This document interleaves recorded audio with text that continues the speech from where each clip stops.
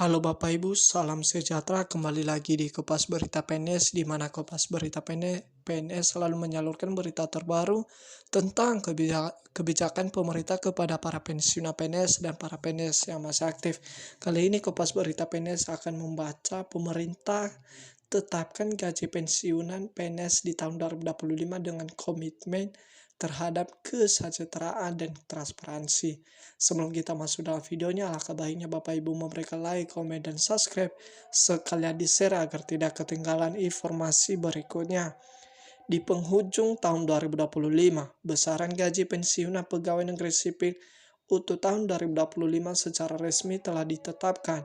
Kebijakan ini diambil berdasarkan peraturan pemerintah PP nomor 8 tahun 2024 yang menjadi acuan dasar dalam pembayaran tunjangan pensiun. Kabar ini tentu kembali menjadi sorotan publik, khususnya bagi para aparatur sipil negara yang telah memasuki masa purna tugas.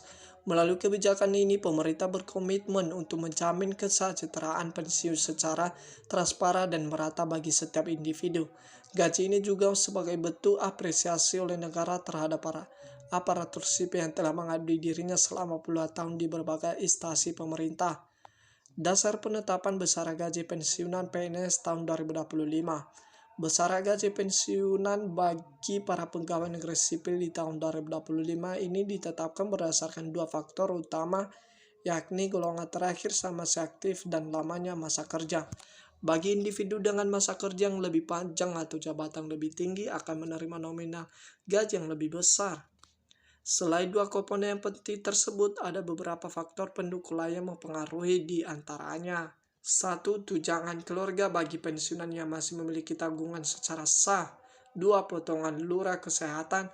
3. Program pensiun tambahan atau tabungan hari tua atau dana pensiun swasta.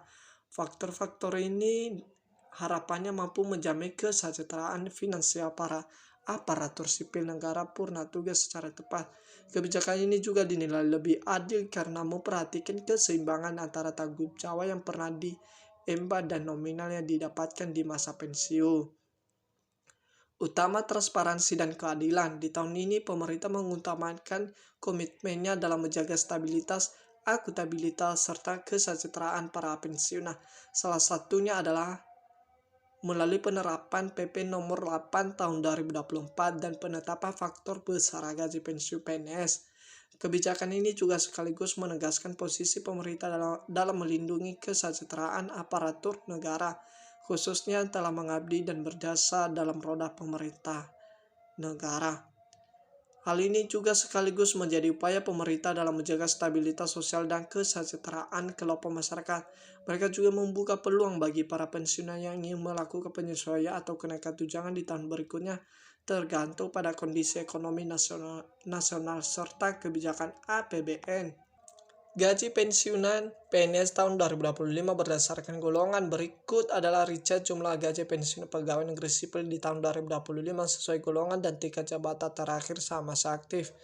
Golongan 1 PNS pemula mulai dari Rp 1.962.002 sampai dengan Rp 2.256.007. Golongan 2 jabatan menengah mulai dari Rp 2.833.009 sampai dengan Rp 3.208.008. Golongan 3 jabatan senior mulai dari Rp 3.558.006 sampai dengan golongan 3D Rp 4.029.006. Golongan 4 puncak karir atau ASN mulai dari golongan 4A Rp 4.200.000 sampai golongan 4E Rp 4.957.001. Perlu diperhatikan bahwa angka tersebut bukanlah nilai tetap yang berlaku untuk semua pensiunan.